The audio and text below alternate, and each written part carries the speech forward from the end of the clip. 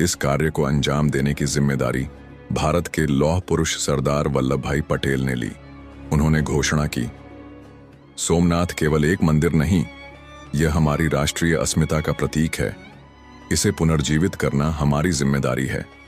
सरदार पटेल ने भारत के तत्कालीन राष्ट्रपति डॉ. राजेंद्र प्रसाद और प्रधानमंत्री जवाहरलाल नेहरू से इस मंदिर के पुनर्निर्माण के लिए समर्थन मांगा। हालांकि इस पर राजनीतिक विवाद हुआ, लेकिन पटेल ने इसे धर्म और आस्था का विषय बताते हुए हर चुनौती का सामना किया। 1950 में सोमनाथ मंदिर के पुनर्निर्माण का कार्य शुरू हुआ। इस बार इसे पुराने वास्तुकला के आधार पर तैयार किया गया।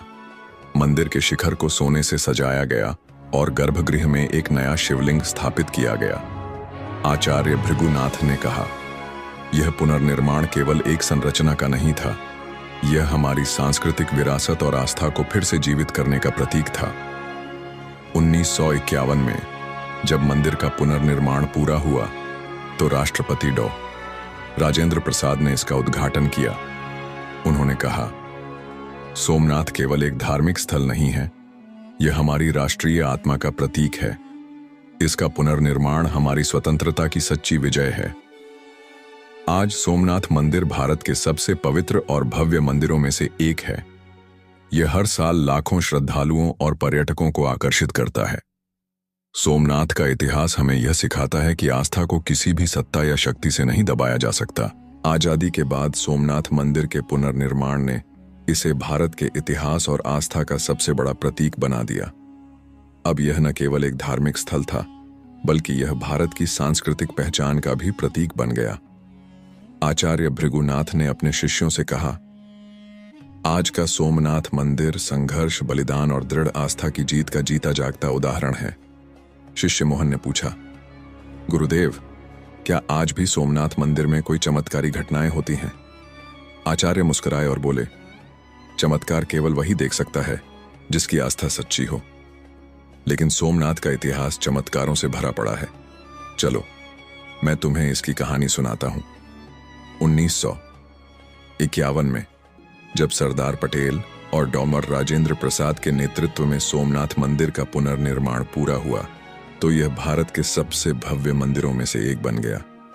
इसकी वास्तुकला प्राचीन शैली में बनाई गई, जिसमें इंट्रिकेट कार्विंग्स, ऊंचे शिखर और मजबूत पत्थरों का इस्तेमाल हुआ। आज यह मंदिर 150 फीट ऊंचा है और इसका मुख्य शिखर सोने से सुशोभित है। मंदिर के गर्भगृह में शिवलिंग स्थापित है, जिसे अद्वितीय तरीके से संरक्षित किया गया है। मंदिर के आसपास का क्षेत्र आधुनिक सुविधाओं और सांस्कृतिक स्थलों से युक्त है। आचार्य ने बताया, सोमनाथ मंदिर और समुद्र का गहरा संबंध है।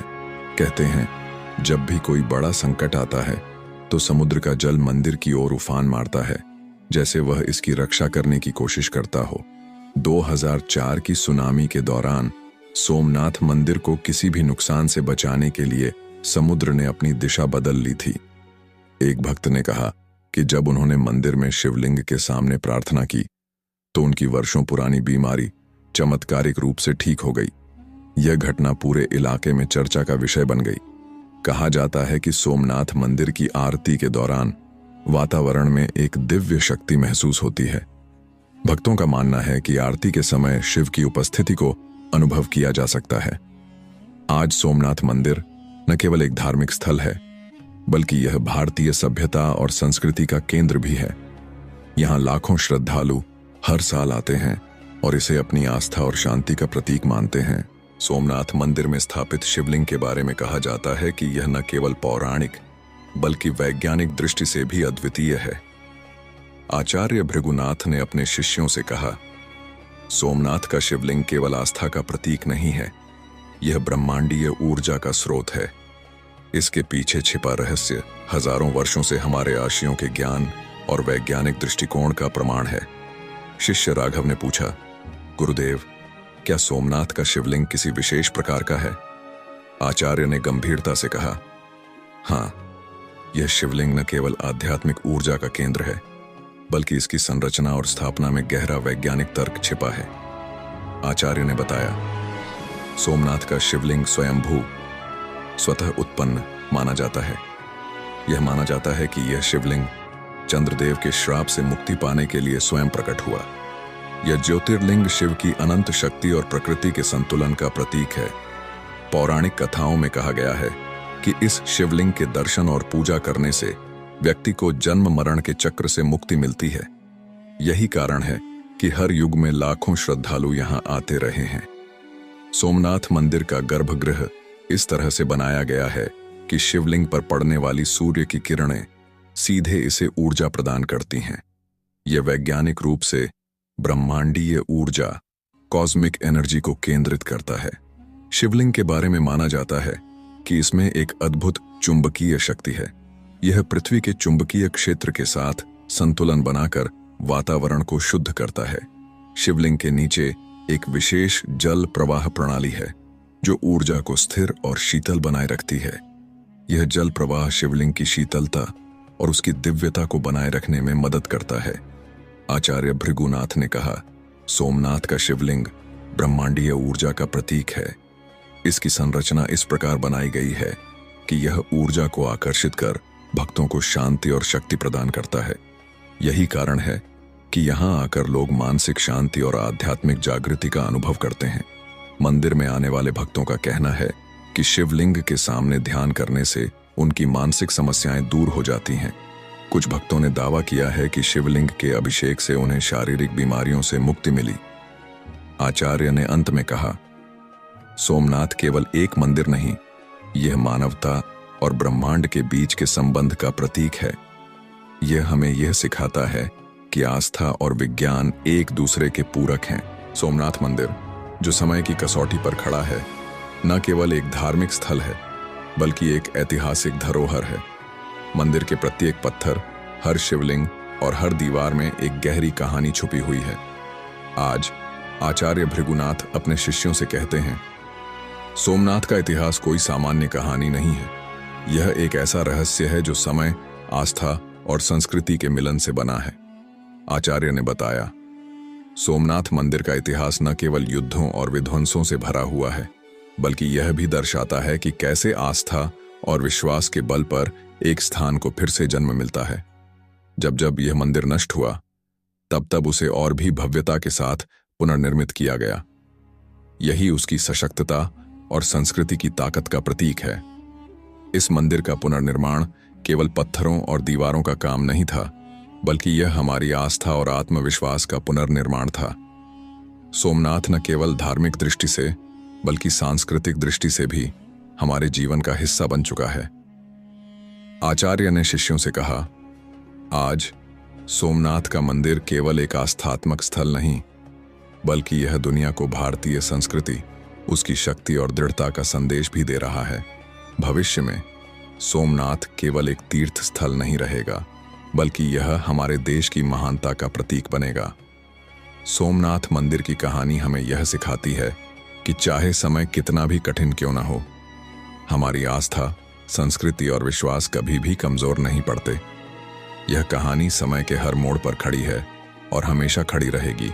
हमने सोमनाथ के इतिहास और आस्था की यह यात्रा पूरी की, लेकिन भारतीय इतिहास के अनगिनत और अनकहे रहस्यों की यात्रा अब भी जारी है। अगले एपिसोड में हम और गहरी कहानियों को उजागर करेंगे। सोमनाथ मंदिर की गाथा में जितनी भी परतें हैं, उनमें हर एक परत से एक नया रहस्य और एक नई कहानी निकलती है। मंदिर के प्राचीन इतिहास से लेकर उसकी धार्मिक महिमा तक हर पहलू में अनकही बातें छिपी हुई हैं। आचार्य भृगुनाथ अपने शिष्यों से कहते हैं, सोमनाथ का रहस्य केवल इतिहास में ही नहीं बल्कि इसके भीतर समाई शक्तियों में भी छिपा है। तुम में से कौन जानता है कि शिवलिंग की उत्पत्ति कितनी रहस्यमयी और गूढ़ है? शिष्य मोहन ने पूछा। गुरुदेव, शिवलिंग की उत्पत्ति के पीछे की कथा क्या है? आचार्य मुस्कुराए और बोले, यह कथा इतनी पुरानी है कि इसे सुनकर तुम्हें विश्वास नहीं होगा। आचार्य ने शिष्यों को बताया, शिवलिंग की उत्पत्ति से जुड़ी एक प्राचीन कथा है। एक समय की बात है जब ब्रह्मा और विष्णु ने अपने आप को सर्वश्रेष्ठ साबित करने के लिए एक बड़ी परीक्षा ली। दोनों ने एक विशाल अनंत स्तंभ को देखा जो आकाश से लेकर धरती तक फैला था। यह स्तंभ भगवान शिव का प्रतीक था, जिसे लिंग कहा जाता है। ब्रह्मा ने नीचे से देखा और विष्णु ने ऊपर से, लेकिन कोई भी अंत नहीं ढूंढ सका।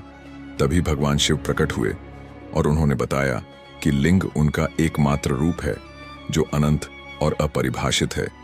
इसलिए शिवलिंग का रूप हमारे लिए न केवल आस्था का प्रतीक है, बल्कि यह ब्रह्मा और विष्णु की उस परीक्षा का भी प्रमाण है जहां केवल शिव ही सर्वश्रेष्ठ हैं। आचार्य ने आगे कहा, सोमनाथ मंदिर के भीतर कई ऐसे रहस्य हैं जिनसे अधिकतर लोग अपरिचित हैं। एक रहस्य यह है कि सोमनाथ मंदिर में एक विशेष शिला रखी हुई है जिसे काल शिला कहा जाता है। यह शिला ऐसी मानी जाती है कि जो भी इसे छूता है उसके जीवन में समय का असर बहुत गहरा होता है। शिष्य मोहन ने उत्सुकता से पूछा, गुरुदेव, इसका क्या अर्थ है? आचार्य ने मुस्कुराते हुए कहा, यह शिला समय के अनुकूलन को दर्शाती है। सोमनाथ का मंदिर समय के निरंतर परिवर्तन और फिर भी उसके स्थिर अस्तित्व का प्रतीक है। आचार्य ने कहा, आज का सोमनाथ मंदिर हमारे प्राचीन इतिहास और संस्कृति का एक अद्वितीय प्रतीक है। इस मंदिर ने न केवल हमारे धार्मिक विश्वासों को जीवित रखा, बल्कि आधुनिक भारत में भी इसका महत्व बढ़ा है। इसने हमें यह सिखाया है कि चाहे समय कितना भी कठिन क्यों ना हो, हमारी आस्था और संस्कृति कभी समाप्त नहीं हो सकती है। न केवल एक धार्मिक स्थल है, बल्कि एक ऐतिहासिक धरोहर है। मंदिर के प्रत्येक पत्थर, हर शिवलिंग और हर दीवार में एक गहरी कहानी छुपी हुई है। आज आचार्य भृगुनाथ अपने शिष्यों से कहते हैं, सोमनाथ का इतिहास कोई सामान्य कहानी नहीं है। यह एक ऐसा रहस्य है जो समय, आस्था और संस्कृति के मिलन से बना है। आचार्य ने बताया, सोमनाथ मंदिर का इतिहास न केवल युद्धों और विध्वंसों से भरा हुआ है, बल्कि यह भी दर्शाता है कि कैसे आस्था और विश्वास के बल पर एक स्थान को फिर से जन्म मिलता है। जब जब यह मंदिर नष्ट हुआ, तब तब उसे और भी भव्यता के साथ पुनर्निर्मित किया गया। यही उसकी सशक्तता और संस्कृति की ताकत का प्रतीक है। इस मंदिर का पुनर्निर्माण केवल पत्थरों और दीवारों का काम नहीं था, बल्कि यह हमारी आस्था और आत्मविश्वास का पुनर्निर्माण था। सोमनाथ न केवल धार्मिक दृष्टि से, बल्कि सांस्कृतिक दृष्टि से भी हमारे जीवन का हिस्सा बन चुका है। आचार्य ने शिष्यों से कहा, आज सोमनाथ का मंदिर केवल एक आस्थात्मक स्थल नहीं, बल्कि यह दुनिया को भारतीय संस्कृति, उसकी शक्ति और दृढ़ता का संदेश भी दे रहा है। भविष्य में सोमनाथ केवल एक तीर्थ स्थल नहीं रहेगा, बल्कि यह हमारे देश की महानता का प्रतीक बनेगा। सोमनाथ मंदिर की कहानी हमें यह सिखाती है कि चाहे समय कितना भी कठिन क्यों न हो, हमारी आस्था, संस्कृति और विश्वास कभी भी कमजोर नहीं पड़ते। यह कहानी समय के हर मोड़ पर खड़ी है और हमेशा खड़ी रहेगी। हमने सोमनाथ के इतिहास और आस्था की यह यात्रा पूरी की, लेकिन भारतीय इतिहास के अनगिनत और अनकहे रहस्यों की यात्रा अब भी जारी है। अगले एपिसोड में हम और गहरी कहानियों को उजागर करेंगे।